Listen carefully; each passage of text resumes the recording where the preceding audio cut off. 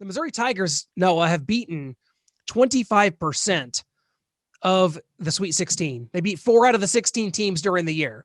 Yeah. And that's not even counting beating Illinois, who was the number 1 seed that got knocked off by Loyola Chicago. So we talked about it earlier this week with regards to the Missouri Tigers. And I know a lot of Missouri fans listen to the show, so I want to get this out there for them. We talked about Cuonzo Martin, and there's a lot of different ways to look at this, and Missouri fans sort of have a knack for either jumping all in on fire Cuonzo, this has to be over right now, which can't take place for 2 more years legally, or nope, it's fine, just getting back to the tournament. It was horrible under Kim Anderson. We have to just stay the course here. Missouri's one and done in the tournament again. Missouri hasn't won an NCAA tournament game since March of 2010. It's been 11 years. This is a once proud program, Noah. It's turned into an afterthought. A lot of problems and a lot of decisions, bad decisions have gone into this occurring. This is not all on Cuonzo Martin.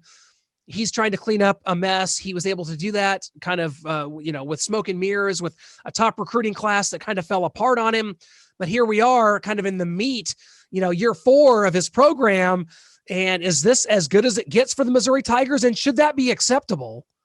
It absolutely should not be acceptable. I don't understand that. The people saying it's fine. Let's just pump the brakes. Let's calm down and let's just give him more time. I know flying off the handle and losing it is not always the right case, the right scenario for the fan base to go down.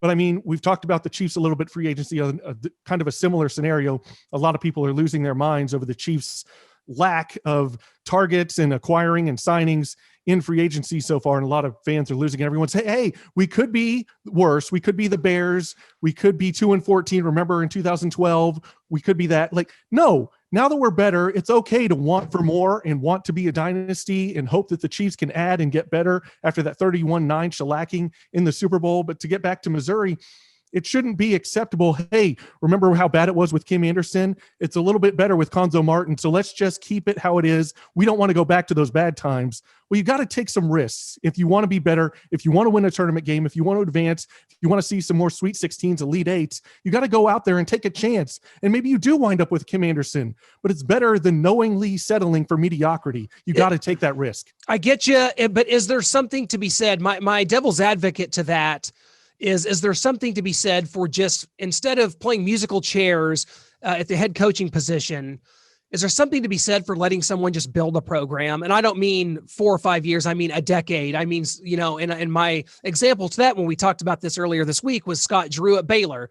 This is a guy, they didn't just have success right off the bat, and they've kind of had to build to this. And Scott Drew, well, by hook or by crook, has really built something at Baylor, and they're a juggernaut right now. Really only 1 loss. It's 2 losses, I think, in the last year and a half. I mean, they're really good. He's built something there. You think about Leonard Hamilton at Florida State. I don't think he made the tournament for his first 8 years at Florida State, a school that is certainly not a traditional basketball power. They were patient, and now they're perennially, a top 4 seed in the tournament. Is that something Missouri can rely on, or is it just? I mean, we're at a point where, he's going to get the next 2 years. The problem is Missouri's roster, Noah. You lose Drew Smith, you lose Mark Smith, you lose Jeremiah Tillman, Xavier Penson's transfer. There's some kind of grumblings of some unrest and some players that maybe aren't too happy with Cuonzo. But what do you do? Is there anything to be said for letting him just stay and build this, because he's not getting in trouble? He's running a clean program, and that's just and I guess my other question is, you've seen Office Space, right? How do you feel about people that only do the bare minimum?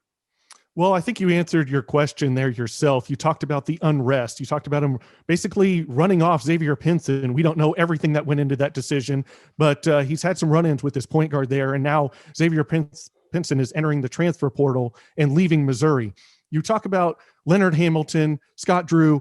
They were building it the right way. They were building a culture. Yeah, it wasn't happening on the winning side, but they were building something. They were developing players and slowly building it to where you could see where it was going moving forward. I don't think Cuonzo Martin is building it the right way. I don't think he has the trust of his players. I don't think he's developing players enough to have them reach their full potential. And so if he's not building it the right way, you don't just give him the 10 years because you've seen that work elsewhere, because those guys were building it the right way.